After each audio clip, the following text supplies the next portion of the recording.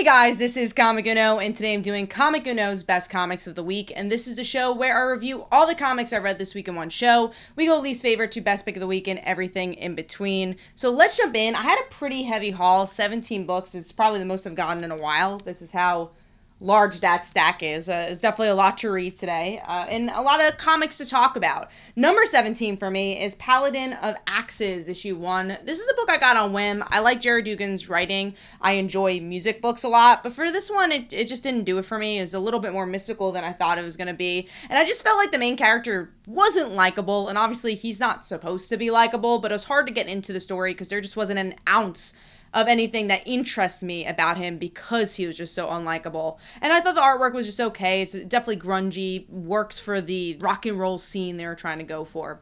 So overall, giving that 2 stars, and that is number 17. Moving on to number 16, which is Captain Marvel, issue 1. I was disappointed with this book. I won't say I was excited for it. We get a lot of Captain Marvel volumes, but I'm always anticipating Captain Marvel. I'm like, is this going to be the run I really like? And previously, I enjoyed the Kelly Thompson run. I enjoyed that one shot about, her mini series about her mom. I forget what it was called, but it was from a couple of years ago. Those are probably my favorite Captain Marvel stories. So with this one, it's not as Captain Marvel driven as you'd think. There's a new character here, which I'm not sure if she was introduced in maybe one of the writer's old books or if she's a completely new character, but she's now entwined with Captain Marvel's story, and it's mostly about her. And other than that, you get a little bit of Captain Marvel's past catching up on her by the end of the issue. But other than that, just didn't really feel too original. It was just mostly an action issue, and the artwork was just okay. It wasn't bad, but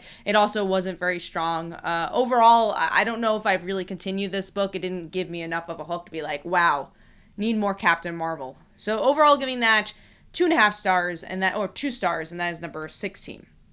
Moving on to number 15. The Amazing Spider-Man, issue 36. So, it's been in my top 5 from that last arc, and it went back down with this one. This definitely continues more of what we've been seeing from Spider-Man. It's the return of Rek-Rap. It's more of the mystical side of what we've been seeing with Spider-Man and Madeline Pryor being involved again. It was very familiar to the Dark Web storyline, which honestly I felt very lukewarm about, and it just kind of continues those beats. It just wasn't interesting to me. And I thought maybe there would be a little bit more of a build up to gang war. There's maybe some tidbits that we'd get that with the villains. I believe Tombstone showed up in this one. Or no, it was Hammerhead who showed up in this. But we get to see some of the gangster villains, but they definitely don't really pave a way to the gang war, which I'm a little bit more excited for because it is a grounded story. Rek-Rap is just not a character I'm that interested in, and this issue doesn't really make me more interested in him. Overall, it's kind of back to basics with Spider-Man, which I am sad to see because I really like the last arc. But the artwork is good and really solid. Just not a fan of the story. So giving that 2 stars, and that is number 15. Moving on to number 14, The Immortal Thor, issue 3. I really think it depends on what you like about Thor if you're going to enjoy this or not. I don't care about Loki as a character. They're not one of my favorite characters in the world. And this is just their dynamic, their family dynamic. We get to see them battle. And in the end, I think there's an interesting tidbit with them bringing Storm involved, because obviously they have similar powers. They have to do with thunder and weather. So I was like, okay, that could be really interesting. But the Loki and Thor stuff, it's like, okay, I've been there, done that. Nothing really new for me as a non-Loki Thor fan. So giving that 2.5 stars. Artwork is solid enough for this book, but overall, it's not as strong as that first issue. We'll see where it goes, but I don't really know if this book has much of a direction yet. Moving on to number 13, I'm surprised to see this so low. I was really looking forward to it, and that is Edenwood, Tony S. Daniels' book. It's issue 1. And this is definitely, and this is, I guess, the word of the day, more mystical than I expected. So we get to see a large ensemble at the beginning of the issue, friends that are hanging out, and then we get to see this couple go off to the woods. It seems like they already know that there's this kind of, I want to say, post-apocalyptic style to the world, a little bit of a mystical style, and then his girlfriend dies, or at least is taken to this mystical place. And then the boy is like, oh man, woman in refrigerator moment. I gotta try to find her. And it was almost like a Wonderland aspect. It feels like you're going down the rabbit hole because once the girl's gone, you kind of open up even more to the mystical world and he becomes this person. And then, we get to see some of the friends from the past, and that's the cliffhanger of the issue, but there's way too many characters introduced. There wasn't enough of that emotional oomph for me, and definitely focused more on the world and the visuals than why I should care about these two characters. And again, it was a shame to see the girl, I guess, die. I don't really know what happened to her, but I wanted to see maybe more of their relationship. It just didn't do much for me. So overall, giving that 2.5 stars, and that is number 13. And we're moving on to number 12, which is Miss Marvel, the New Mutants issue, or New Mutant issue 3. This is actually the penultimate issue already. I don't feel like anything has happened in this book, but we're already almost ending it. That's the shame of these miniseries in general. And this has to do a lot with the aspect of Miss Marvel I have not been liking in this arc, which is this dream fan fiction thing. And that's most of the issue, where she's like fighting her mutant power, and by the end she's like, well, I'm just me and that's okay, and let me try getting out of this world. It's like there's interesting themes here. Cool to see her fight her mutant power, I guess. But overall, it's so hard to get into Miss Marvel when there's so many segmented versions of her. There just doesn't seem to be a clean plot, and this has to do with a lot of the I would say the female driven characters like Miss Marvel or Spider-Gwen, the more cult driven characters that are wonderful characters that we all know and love, but they just don't give enough space to tell a genuine character story, and I felt that a lot with this issue. So overall, giving that 2.5 stars, and that is number 12. Moving on to number 11, which is the Flash issue 2. This one, I enjoyed the visuals, actually, which is interesting because I'm not usually a fan of Mike Deodato's art, but I think works really well to make it feel very different. But the dialogue is stuff we've seen before. It's Flash talking about the Speed Force, and that's most of the issues, kind of discovering what's going on with the Speed Force and the horror side of that. And then we get a cliffhanger with Barry, so he's getting involved as well. But mostly it's just a monologue issue. There's some action here and there, and we get to see kind of our characters haunted, I don't want to say by the past, but sure, by the past. And we get to see a lot of inner monologue in this issue. It was just okay. I wanted to be a bit stronger, but I do like that the vibe feels different, which is why I will be checking out a couple more issues of this one. So giving that 2.5 stars, and that is number 11. Moving on to number 10, which is 2 issues in one, and that is Radiant Black, Part 2 and Part 3. So if you guys don't know, you have to get Part 2 and Part 3 of issue 26. It's 26A and 26B, because one's the Marshall issue, and then one's the Nathan issue. So it's very out of the box, where we get to see them both be Radiant Black, and how little things change.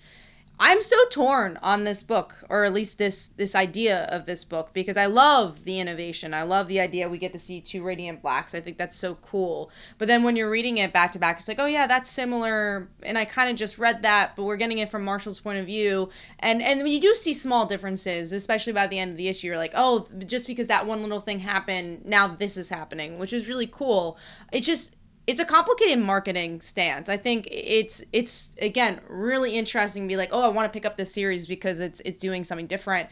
But I think it's hard to get both issues. It's really hard. Actually, I got some comp copies for this one. My store didn't even have both issues, so I couldn't even pick up both issues. I'm glad I was able to get physical versions of it. But yeah, I'm torn on it, because I just think it's so cool, but also how do you explain that to your audience? Like, oh, you have to get both issues. Does everyone understand that? And is it the most interesting for 40 pages to read that? I don't know. I'm curious to see where the ride goes and how much it changes as the series goes on. But I love it, and also weary of it all at the same time. So giving that 3 stars, and that is number 11, I believe. That is number 10. Moving on to number 9, which is Amazon's Attack issue 1. This is the follow-up to the Wonder Woman Tom King series, which I've been really liking. I've been pleasantly surprised. I think it's some of the Tom King's best work, and I'm not usually a Wonder Woman fan, but I like that they're doing something so different that I've never seen with the character, but feels so right, and it's like, oh, how has this not been done? So we get to see, on the flip side, what's going on with all the other Amazons that aren't Wonder Woman, and we get to see how they're affected by this war on man and Themyscira and misinformation. And it's cool. I don't really know why Mary Marvel's here, but I like her as a character, so why not? And I'm curious to see where it goes. Did it blow my mind? No, but I definitely want to see issue 2 to see, how their story continues. So giving that 3 stars, and that is number 9. Moving on to number 8, which is Uncanny Spider-Man, issue 2. This wasn't as strong as issue 1 as someone who is not a Nightcrawler fan, but I still enjoy the combination of Spider-Man and the X-Men. We get to see a bit from Mystique and Nightcrawler and how people feel about mutants, all while there's this kind of new formation of Rhino. So I was like, okay, this is cool how they're mixing things together. If I was a more hardcore Nightcrawler fan, I think this would be even higher. But overall, I'm having a fun time with it. Good art. I think it's really different from what we've seen from this character. We've never seen this from the Spider-Man franchise. So overall, giving it 3.5 stars. I'm enjoying the ride. Moving on to number 7, which is the Mighty Morphin Power Rangers issue 113. This is a really interesting issue because they really try to squeeze a lot. There's a lot of mythos things happening, a lot of previous Power Rangers that are involved in this, but that's also what makes this issue really cool. We get to see one of the more recent Power Rangers, one of the dinosaur ones. There's so many different versions of the dinosaurs of Power Rangers, so I'm sorry if I don't know the adjective that goes with the team, but that was really cool, and seeing Rita kind of take them over. And we get to see a lot of different layers of the Power Rangers. Get to see some Lord Draken people. And honestly, you take a little bit of a break from the Mighty Morphin Power Rangers, which was interesting. But it is a little crowded. There's a lot going on in this issue. But I'm having a fun time with it. So overall, giving that 3.5 stars. And that is number 7. Moving on to number 6, which is Steelworks issue 5. I'm just having a fun time with this. Is this going to break the comic book industry? No, it's not. But it's just a fun book, and it's characters you normally don't get to see. Steel, Lana, and we get to see it from their point of view. The villain, he's kind of mustache twirling, but we get to see his background and why he does not like John and why this is all happening. And then we get to see the Superman family team up. It's a fun issue with really, really solid art. And if you're looking for something different, especially within a bigger franchise, I think this is a book to read. So go check that out. That is 3.5 stars, and that is number 6. Moving on to number 5, which is Alan Scott Green Lantern issue 1. And this one I was a little torn on, not to pick up, because I was actually really excited to pick this up. But as I was reading it, it definitely has to do with the past of Alan Scott. So we get to see his relationship with his fiance. We know the story if you've been reading Alan Scott for a while, kind of combined with what they tried doing with Earth 2. And we get to see, okay, what that story was about. The end is where we actually get to the present of how the events in the past are affecting Alan. And that's the thing I really enjoyed and what I expected. I thought this was going to be very much like Jay Garrick, where we get to see, well, this is the modern age of these characters. And I wasn't expecting in this kind of lost episode, and then you kind of get the reason why. And you're like, oh, that's interesting. I don't know if I needed a whole first issue to tell me that, but it was cool to see that. And the artwork is really splendid. I think it's really solid, clean style here. And overall, it gave me enough to want to pick up more and see where it's going. So giving that 3.5 stars, and that is number 5. Moving on to number 4, which is Firepower issue 28, which I believe it's one of the last issues. I don't know exactly which issue it's ending on, but this is the last arc of Firepower. And this is very different because we get to see letters from Doug, who is the son, and he's just writing to his grandpa, and you get to see the events that we actually haven't really seen yet. So it's like, okay, I'm fighting the dragon, this is happening, and this is how we're feeling.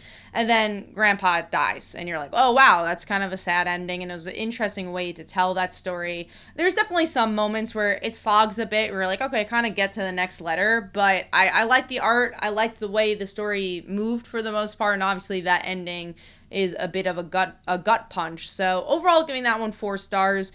I'm curious to see where the end of this series is going to go. I didn't know it was going to really affect the family as much as it did, and it's cool to see it kind of hit home, because that's kind of the whole point of this series. Is like, look at this mystical thing. It's at home now.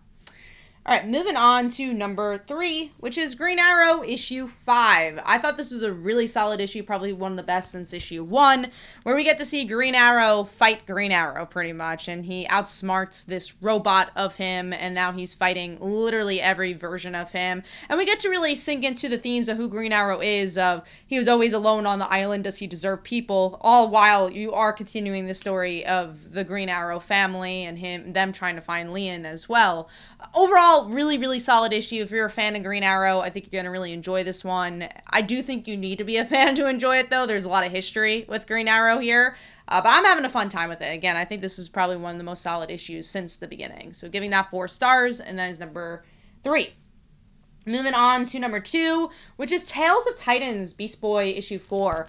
Every single Tales of Titans book has really hit it out of the ballpark, in my opinion. It's done everything I want a one-shot to do, I've said this in previous reviews, but it shows the past of this character while also making it new reader-friendly. Do I know everything about Beast Boy, especially current Beast Boy? No, I did not know he lost his eye from Deathstroke, but in this issue, they explain it very well where you don't feel lost, and you also feel his emotion, and it's so character-driven. I think that's what makes these books so well done, is that it's always about character and seeing how their characters are changing. Doesn't feel stagnant, doesn't feel like a lost episode. It feels like it's a needed one shot to see where the character's at, and those are always my favorite types of miniseries or one shots, is like, how do we continue this story without it being a beast world or, big arc. It could just be this kind of contained character journey, and I think this issue did a good job with that, and really focuses on what makes Beast Boy tick, and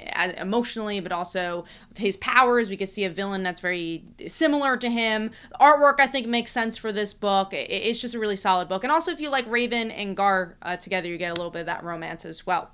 So giving that 4 stars, and that is number 2. Moving on to number 1, which is actually Wonder Woman, issue 2. I was pleasantly surprised by this issue. Again, I'm not a huge Wonder Woman fan, so it's been really cool to see something so completely different from her, and in Tom King's wheelhouse, where we get to see this political side of the storyline, but it doesn't feel like it's treading old water of things he said in the past. It feels like, hey, how has Wonder Woman not touched this? How, Themyscira is kind of a political, there's a political stance there, and it's like, oh, why hasn't stories ever touched upon, like, America and Themyscira's potential battle and war against each other? And we really get to see that, but also we get to see what makes Wonder Woman tick, and we get to see some flashbacks of that. And I love the contradiction in from present to past, the parallels of, again, why Wonder Woman is such a cool hero and what makes her as badass as she is. And I think it's really well written in this regard as we continue to move the story along and see what this war's about, and why people are against Wonder Woman and Themyscira and Amazons in general. So, and the artwork is so splendid for this book as well. And just the tension and the movement of the paneling is just so kinetic and really works for this book. So overall, giving that 4 stars. Hopefully you guys enjoyed. Let me know in the comments below what your favorite books of the week were. And last week's pick of the week was Jay Garrick the Flash. And here are some comments about that. Hopefully you guys enjoyed. This is Comic Uno, and I'll see you guys in the next one. Bye.